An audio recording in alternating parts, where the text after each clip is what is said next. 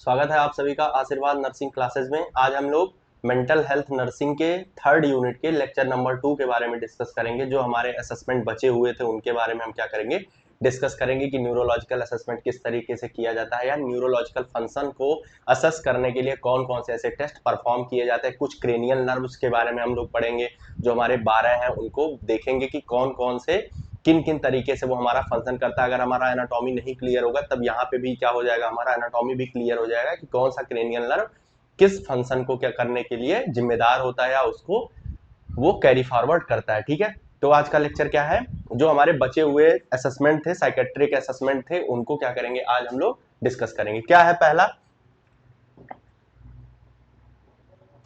पहला क्या है, न्यूरोलॉजिकल एग्जामिनेशन। न्यूरोलॉजिकल एग्जामिनेशन का मतलब हो गया हमारा कि neurological examination is the assessment of neurological function. जो हमारा न्यूरोलॉजिकल फंक्शन है, जो हमारे ब्रेन की फंक्शनिंग है, उनको चेक करने के लिए जो असेसमेंट परफॉर्म किए जाते हैं वो न्यूरोलॉजिकल टेस्ट या न्यूरोलॉजिकल एग्जामिनेशन कहलाते हैं। उसमें क्या है, this also includes a physical examination and review of the patients medical history. इसमें हम क्या क्या करते हैं, फिजिकल एग्जामिनेशन करके करते हैं और उसके साथ साथ कुछ रिव्यू करते हैं पेशेंट के मेडिकल हिस्ट्री के, जो प्रीवियस मेडिकल हिस्ट्री होते हैं उनके बारे में हम लोग क्या करते हैं, रिव्यू करके देखते हैं कि कौन कौन सा ऐसा स्टेटस है न्यूरोलॉजिकल, क्या उसका न्यूरोलॉजिकल जो चीजें हैं वो फंक्शन कर पा रही हैं सही से कि नहीं कर पा रही हैं। और क्या है, patient history is the most important part of neurological examination. जो पेशेंट की हिस्ट्री होती है, पेशेंट की हिस्ट्री मतलब जैसे हम लोग साइकेट्रिक हिस्ट्री लिए थे उस तरीके की जो हिस्ट्री है उसकी, या प्रीवियस में उसको क्या हुआ है उससे रिलेटेड जो चीजें देखनी है, वो बहुत ज्यादा रोल प्ले करती है हमारे न्यूरोलॉजिकल एग्जामिनेशन में, कि प्रीवियसली उसको क्या हुआ है या उसको ऐसी कौन सी चीजें पहले हो चुकी हैं जिनके बारे में हमको पता होना चाहिए। ठीक है, जिससे हम ये पता कर सकते हैं कि कौन कौन सी चीजें उसको अकर हो सकती हैं या कौन सा अभी के करंट सिनेरियो में उसको हुआ है। तो ये न्यूरोलॉजिकल एग्जामिनेशन है। न्यूरोलॉजिकल एग्जामिनेशन क्यों किया जाता है, न्यूरोलॉजिकल फंक्शन को, जो ब्रेन के फंक्शंस होते हैं उनको क्या करने के लिए, चेक करने के लिए हम क्या करते हैं, न्यूरोलॉजिकल एग्जामिनेशन करते हैं, जिसमें पेशेंट की जो हिस्ट्री होती है वो बहुत ज्यादा हमारे लिए क्या होती है, जरूरी होती है। नेक्स्ट हमको क्या देखना है,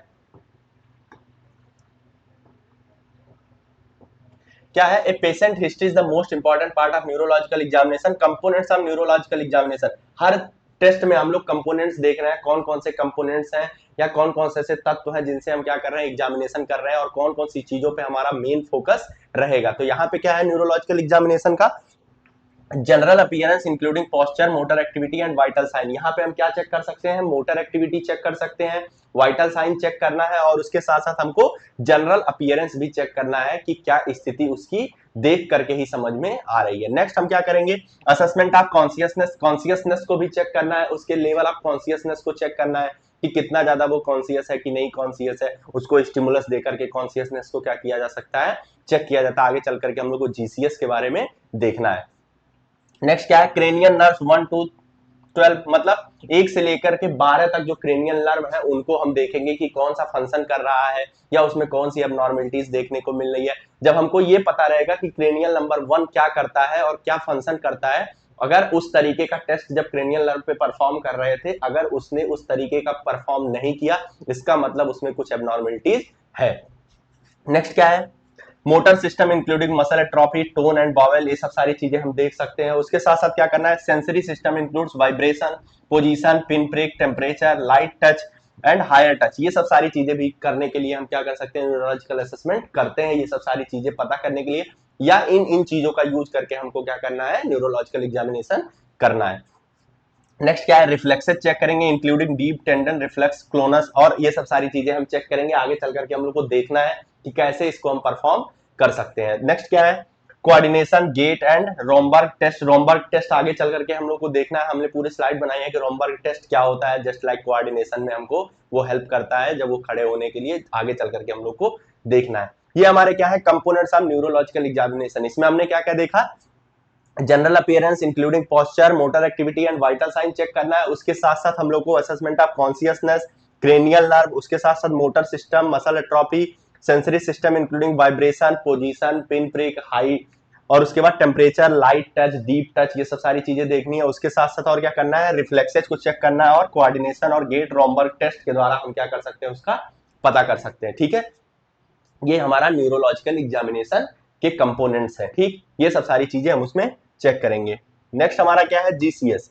जीसीएस क्या है, it is a neurological scale used to assess the state of person's consciousness. कहने का मतलब है इसमें बहुत सारे स्टेप्स होते हैं या बहुत सारी चीजें होती हैं, हम उसमें स्टिमुलस प्रोवाइड करते हैं बंदे को या पेशेंट को, जिससे वो क्या करता है अपनी चीजों को बताता है, जिससे हम पता कर सकते हैं कि कितना लेवल ऑफ कॉन्शियसनेस है। ठीक है, वर्बली होता है या हम लोग उसको थोड़ा सा पिंच करते हैं या फोकस्ड करते हैं, ये सब सारी चीजें हैं। ठीक है, जीसीएस में। ठीक, नेक्स्ट क्या है,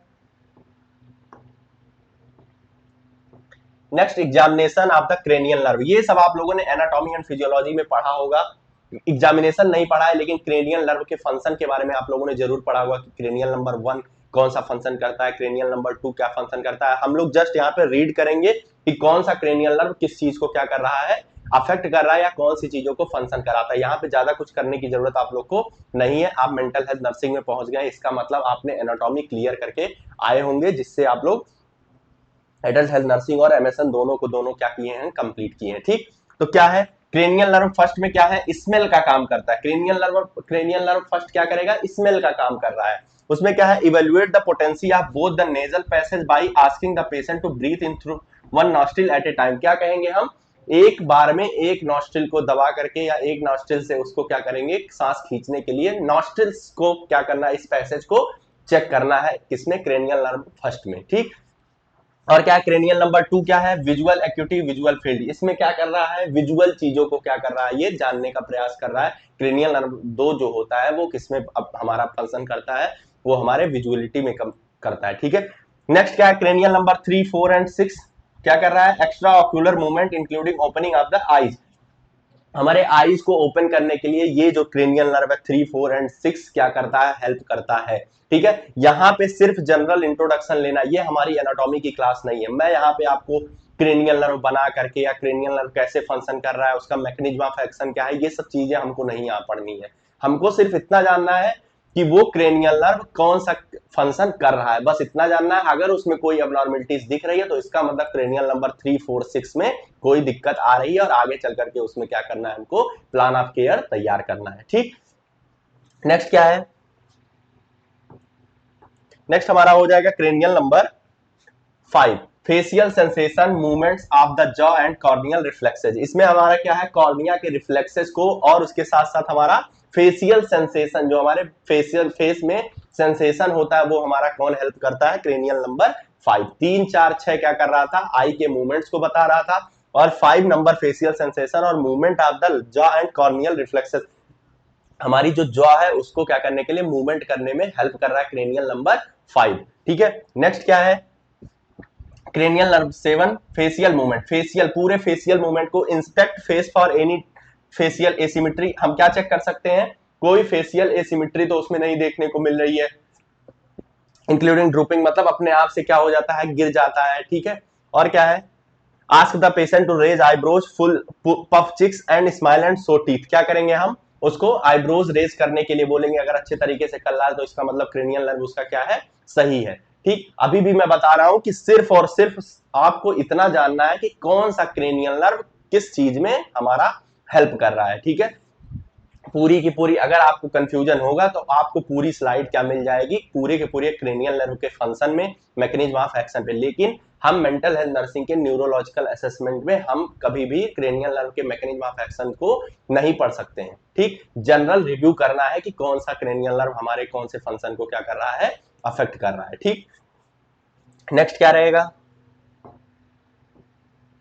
नेक्स्ट है हमारा cranial nerve 8, hearing and balance. किसमें काम कर रहा है, हियरिंग एंड बैलेंस में कौन काम कर रहा है, क्रेनियल नंबर 8। और क्या है, perform the Rinne and Weber test using the 256 hertz tuning fork. Tuning fork आप लोगों ने देखा होगा, जब आप पटना मेंटल ऑफ नर्सिंग के लैब में गए होंगे तो वहां पर एक यू कलर का, यू तरीके का क्या होता था, एक मशीन होती थी जो ऐसे थोड़ा सा वाइब्रेट करके हम अपने ईयर के यहाँ पे मेस्टॉइड्स के पास लगाते थे। तब हम वहां से क्या फील करते थे, पेशेंट को बोलते थे कि क्या आपको ये चीज फील हो रहा है कि नहीं हो पा रहा है, यहाँ पर भी लगा करके हम लोग देखते थे।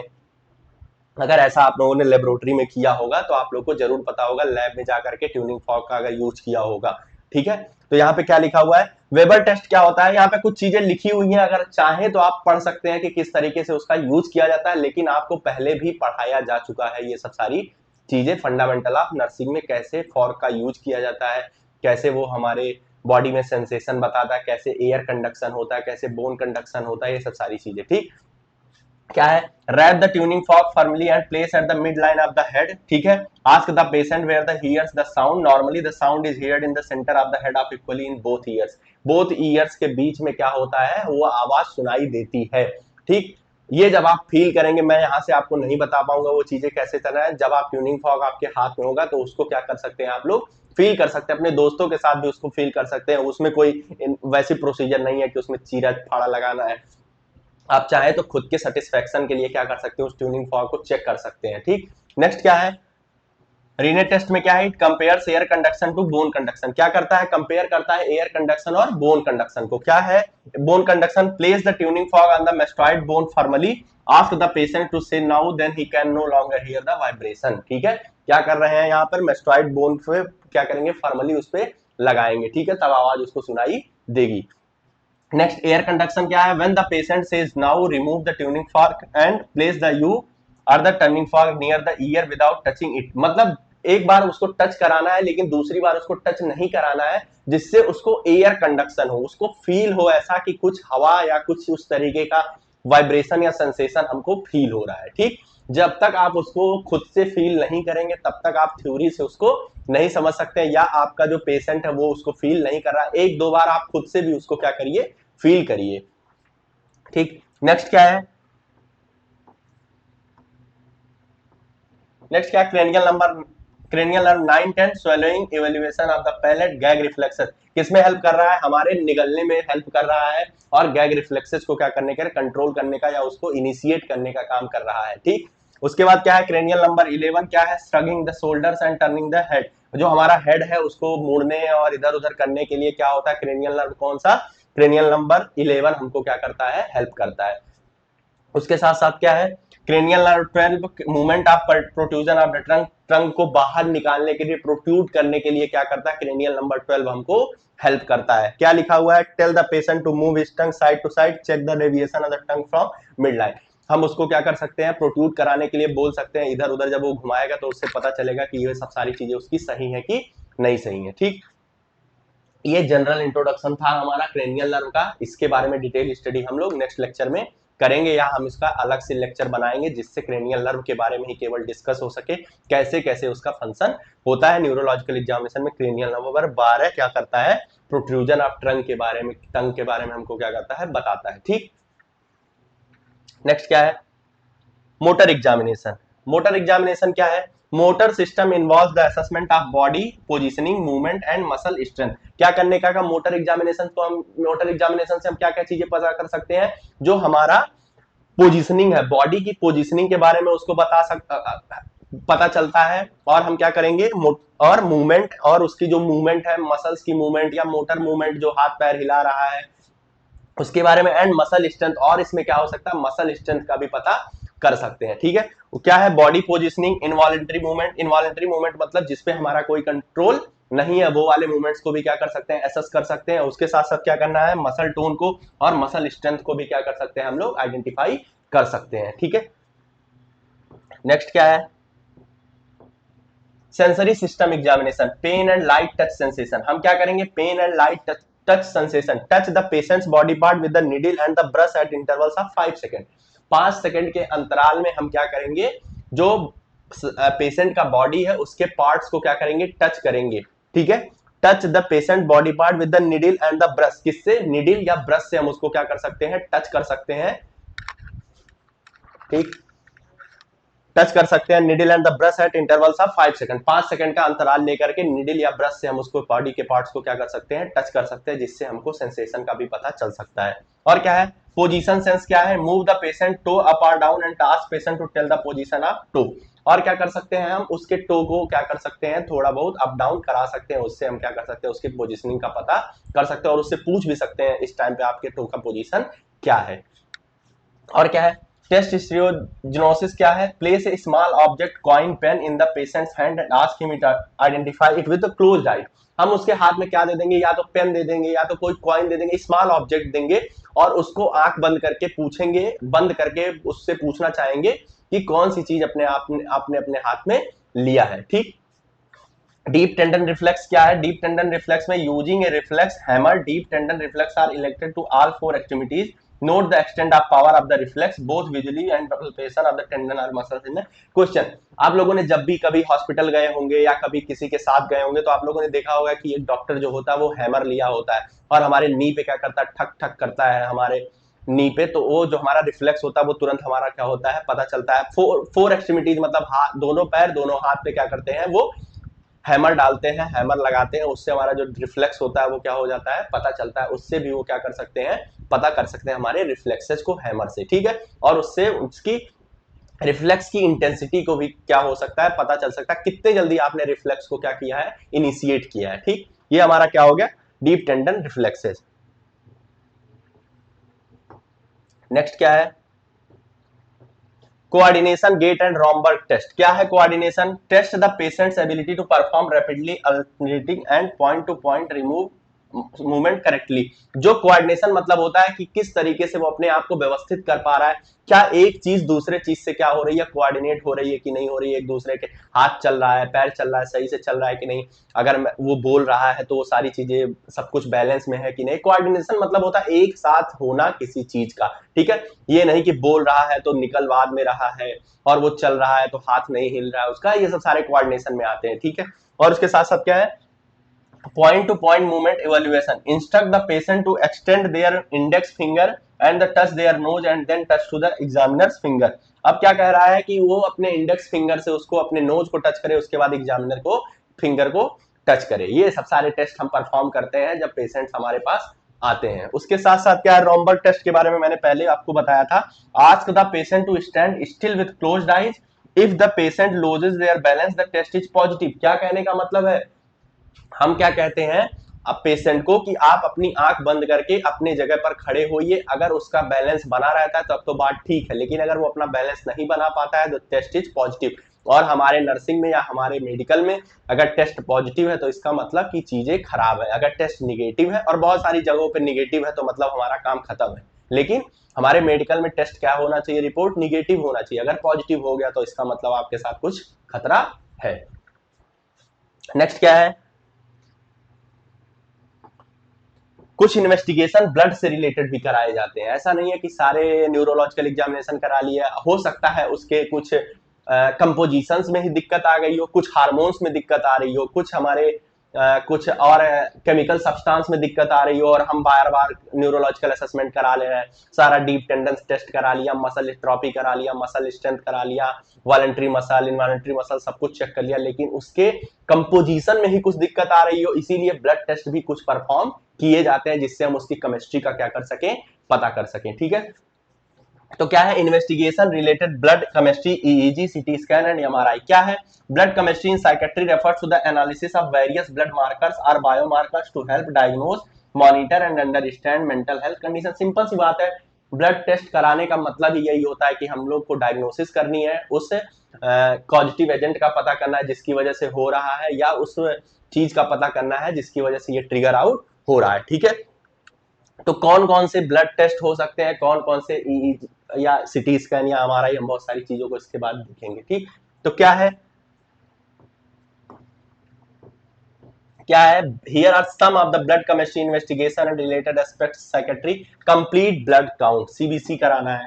ठीक है, very good. Thyroid function test कराना है, vitamin and minerals levels check कराने हैं, उसके साथ साथ इलेक्ट्रोलाइट लेवल्स चेक कराना है, vitamin and minerals level, electrolyte level, inflammatory markers, उसके साथ साथ हार्मोन लेवल को चेक करना है, ड्रग एंड अल्कोहल स्क्रीन करना है, जेनेटिक टेस्टिंग करनी है. और अगर आप लोग को इतना कठिन लग रहा हो तो हर डिसऑर्डर में जब हम लोग क्या करेंगे डायग्नोस्टिक टेस्ट या इन्वेस्टिगेशन परफॉर्म करेंगे तब हम वहां पर लिखेंगे कि सीबीसी कराना है, तो सीबीसी क्यों कराना है. ठीक है, अगर यहाँ चाहे तो यहाँ भी एक्सप्लेन करेंगे, यहाँ नहीं चाहेंगे तो हम लोग जब भी डिसऑर्डर पढ़ेंगे, जैसे सिजोफ्रेनिया में हम कौन सा टेस्ट कराना चाहते हैं, तो वहां पे अगर हमारा थायराइड फंक्शन टेस्ट लिखता है तो वो क्या लीड कर रहा है और वो क्या चीजें पता कर सकता है, और इस थायराइड फंक्शन टेस्ट की वजह से कौन सी ऐसी एबनॉर्मलिटीज देखने को मिल सकती है जो सिजोफ्रेनिया को ट्रिगर आउट करिए. मैं सिर्फ इतना बता रहा हूँ एग्जाम्पल, ये नहीं कि थायराइड फंक्शन टेस्ट सिजोफ्रेनिया में कराया जाता है, ऐसा नहीं कहा हमने. सिर्फ ये कहने का मतलब है कि अगर ये थायराइड फंक्शन टेस्ट कराया जाएगा तो वहां पे पता होना चाहिए कि ये थायराइड फंक्शन टेस्ट क्यों कराया जाता है, ठीक है। अगर विडाल कराया जा रहा है टाइफाइड में तो क्यों कराया जा रहा है ये हमको पता होता है, ठीक है। अगर कोई एंटीबायोटिक या कोई चीज चलाई जाती है तो उसका रेशनल हमको पता होना चाहिए। वैसे ही हमारे साइकेट्रिक में भी ये चीजें होती हैं कि अगर विटामिन एंड मिनरल्स के लेवल को चेक कर रहे हैं तो विटामिन एंड मिनरल का क्या रोल हो सकता है हमारे मेंटल हेल्थ के प्रॉब्लम्स में, ठीक। सिर्फ इतनी बात हमको याद रखनी, इतने सारे बायोकेमिस्ट्री के टेस्ट कराए जाते हैं, ब्लड से रिलेटेड चीजें टेस्ट कराई जाती हैं, ठीक है। नेक्स्ट हम क्या देखेंगे,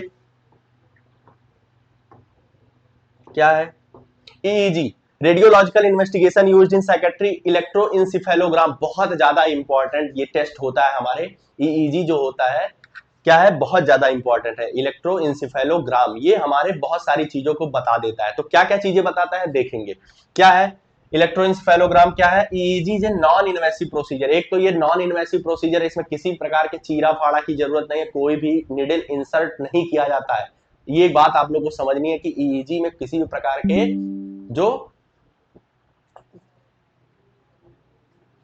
ठीक है, क्या है non invasive procedure which is used for analysing the physiological activity of the brain, firstly used in humans by Hans Berger in 1924। Simple सा कहने का मतलब है ये बताना चाह रहे हैं कि कब इसको पहली बार परफॉर्म किया गया था ह्यूमन के ऊपर। तो ह्यूमन के ऊपर कब परफॉर्म किया गया था, 1924 में। और किसने किया था, हैंस बर्गर ने किया था, ठीक है। तो क्या करता है EEG, An EEG is mainly used to identify areas of the brain that are not working properly and used when there is a need to diagnose and manage epilepsy। कहने का मतलब है यहाँ पे साफ सुथरी बात में लिखा है कि जो EEG होता है वो किस लिए परफॉर्म किया जाता है, ऐसे ब्रेन के पार्ट्स को पता लगाने के लिए जहां पे फंक्शनिंग अच्छे तरीके से नहीं हो रही है, या उस जगह की इपिलेप्सी को पता करने के लिए, किसी प्रकार के चक्कर, किसी प्रकार के सीजर को क्या करने के लिए, आइडेंटिफाई करने के लिए।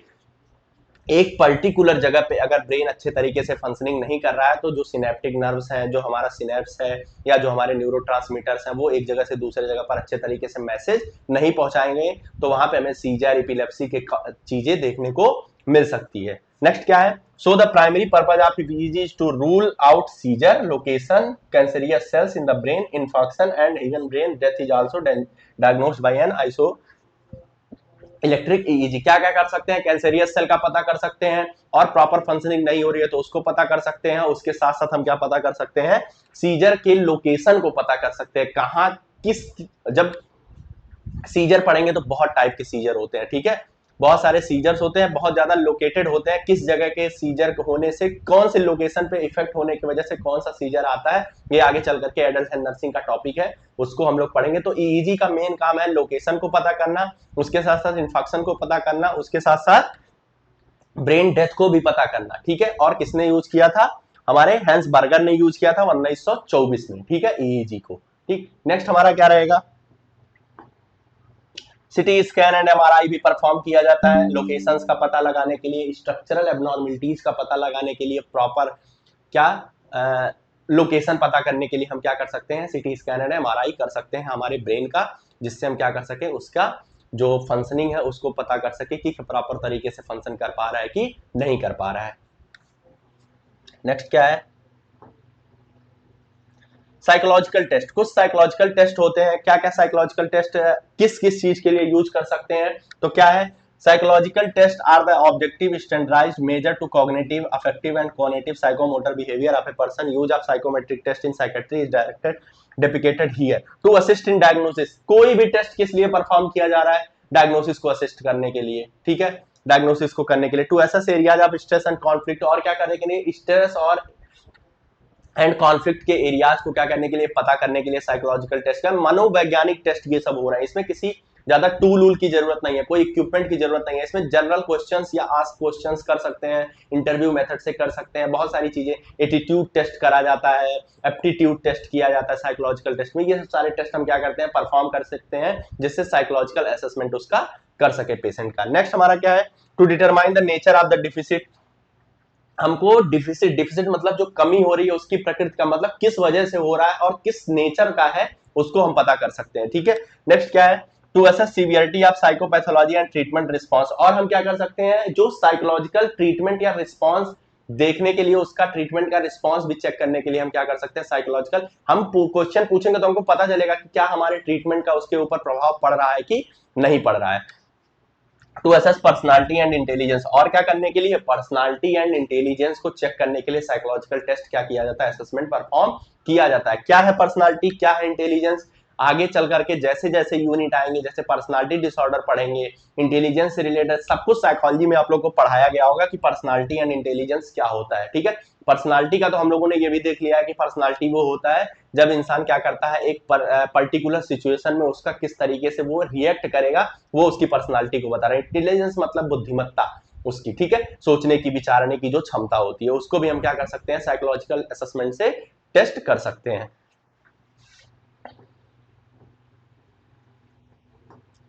क्या है टाइप्स ऑफ साइकोलॉजिकल टेस्ट, कौन कौन से साइकोलॉजिकल टेस्ट परफॉर्म किए जाते हैं। Achievement test, what is the meaning of achievement test. Achievement test मतलब it is used in the educational field to measure the achieved knowledge, मतलब कितना ज्यादा उसने अचीव किया, क्या अचीव किया है, 12th ग्रेड, बीए किया है, एलएलबी किया है, कुछ भी किया है, बीएससी नर्सिंग किया है, एमएससी नर्सिंग किया है, तो अचीवमेंट मतलब हमने अपने एजुकेशनल डिपार्टमेंट में क्या क्या चीजें अचीव की है, this is the achievement test. ठीक है, नेक्स्ट क्या है, एप्टीट्यूड टेस्ट। एप्टीट्यूड टेस्ट क्या है, it is used to measure innate interest capacity, that is aptitude in a particular area. एक पर्टिकुलर एरिया में आपके इंटरेस्ट को पता करने के लिए एप्टीट्यूड टेस्ट किया जाता है। वो आपका जैसे जस्ट लाइक मोटिवेशन, ठीक है, आपका ये मोटिवेशन चेक करने के लिए या आपका एरिया ऑफ कंसर्न या इंटरेस्ट को चेक करने के लिए एप्टीट्यूड टेस्ट परफॉर्म किया जाता है।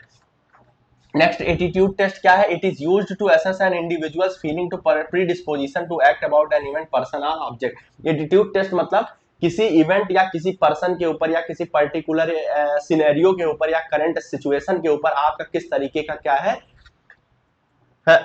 फीलिंग है, उसको क्या करने के लिए, चेक करने के लिए एटीट्यूड टेस्ट, मतलब आप कितना मोटिवेटेड है, आप किसी काम को करने के लिए कितने ज्यादा उत्सुक हैं, किसी चीज को करने के लिए आप कितने ज्यादा एग्री हो रहे हैं, ये सब सारी चीजें पता करने के लिए। ठीक है,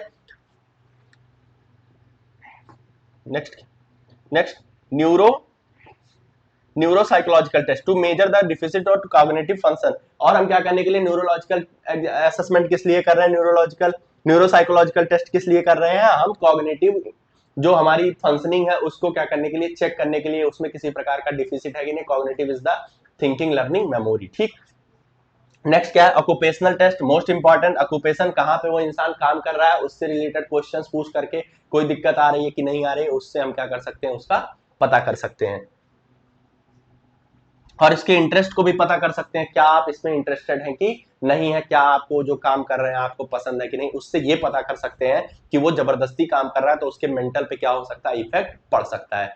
नेक्स्ट क्या है, इंटेलिजेंस टेस्ट। इंटेलिजेंस टेस्ट क्या है, टू मेजर इंटेलिजेंस और basic ability to understand the world, मतलब दुनिया को वो किस तरीके से समझ रहा है या उसके सराउंडिंग को वो किस तरीके से समझ रहा है, वो इंटेलिजेंस टेस्ट होता है। हम इंटेलिजेंस टेस्ट बहुत अच्छे तरीके से भी चेक कर सकते हैं, छोटे मोटे तरीके से भी चेक कर सकते हैं कि कुछ मैथमेटिकल प्रॉब्लम्स, कुछ रीजनिंग की प्रॉब्लम चेक करके इंटेलिजेंस को चेक किया जा सकता है। ठीक है, नेक्स्ट रेटिंग स्केल क्या है, use to assess the severity of psychological disorder. और हम क्या कर सकते हैं, रेटिंग स्केल मतलब होता है कि एक सांख्यिकी होती है, उसमें रेट होता है, दर होता है, उसको हम क्या कर सकते हैं, स्केल होता है, मतलब उसमें हम टिक कर सकते हैं कि इस वाले साइकोलॉजिकल डिसऑर्डर में इस तरीके की प्रॉब्लम, उसको इतनी सीवियरिटी को चेक करने के लिए हम क्या कर सकते हैं, उसमें पता कर सकते हैं रेटिंग स्केल से। ठीक, नेक्स्ट क्या है, लिमिटेशंस ऑफ साइकोलॉजिकल टेस्ट। क्या लिमिटेशंस हो सकती हैं साइकोलॉजिकल टेस्ट के, तो क्या है, इस सब्जेक्ट में इंटेंसली प्रोवाइड फॉल्स इंफॉर्मेशन। क्या हो सकता है ये, अगर इंटेंसली वो फॉल्स इंफॉर्मेशन हमको दे सकता है, अगर मैं चाहूं गलत बनाना तो वो टेस्ट को मैं गलत बना सकता हूं। ठीक है, एज ए ह्यूमन बीइंग हम लोग चाहें तो हम किसी टेस्ट को क्या कर सकते हैं, अगर मशीन होती तो आप गलत नहीं कर सकते, उसमें सब कुछ फीड है, लेकिन इसको हम क्या कर सकते हैं, मिस इंफॉर्मेशन भी दे सकते हैं किसी अगले को। ठीक, नेक्स्ट क्या है, फटीग एंड कॉग्निटिव लेवल में affect the attention of the subject. Very सबसे सिंपल सी बात है कि अगर आप बहुत ज्यादा थके हुए हैं, आप बहुत ज्यादा परेशान है, तो जो आपका अटेंशन लेवल है, कंसंट्रेशन लेवल है, वो कैसा होगा, बहुत ज्यादा गिरा हुआ होगा, तो इससे टेस्ट क्या हो सकता है, थोड़ा बहुत ऊपर नीचे हो सकता है। नेक्स्ट हमारा क्या है, assessment could be biased by the psychologist. ये देखिए यही चीज, ये दोनों को अगर मैं मिलाना चाहूं तो दोनों लोगों को क्या किया जा सकता है, मिलाया जा सकता है। Assessment could be biased by the psychologist, psychologist अगर चाहे तो उसको उल्टा सीधा कर सकता है। ठीक है, वैसे करना नहीं है और किया भी नहीं जाता है, लेकिन अगर वो चाहे तो साइकोलॉजिस्ट अगर थोड़ा बहुत उसको कुछ भी किया जाता है तो वो क्या कर सकता है, ऊपर नीचे उसमें कर सकता है, मतलब जो उसका रिजल्ट है उसको क्या कर सकता है, थोड़ा बहुत ऊपर नीचे कर सकता है। नेक्स्ट हमारा क्या है, may have issues of reliability and validity of the assessment.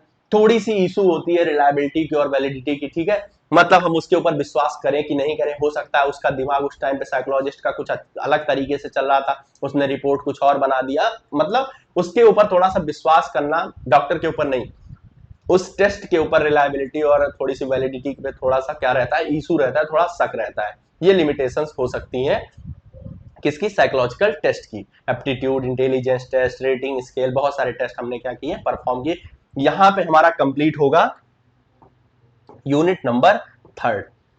इसके बाद जो हमारी यूनिट शुरू होनी है वो हम लगातार हर सब्जेक्ट में हर जगह पढ़ते हैं, थेरापेटिक कम्युनिकेशन, किस तरीके से कम्युनिकेट करना है, किस तरीके से एक दूसरे से बात करना है, उसके बारे में हम लोग क्या करेंगे, डिस्कस करेंगे। यहाँ पे कंप्लीट होता है 3rd यूनिट। पूरा का पूरा साइकेट्रिक असेसमेंट 2 लेक्चर में कंप्लीट हुआ है, दोनों लेक्चर को अच्छे तरीके से देखना है, यहाँ से क्वेश्चंस जरूर आते हैं।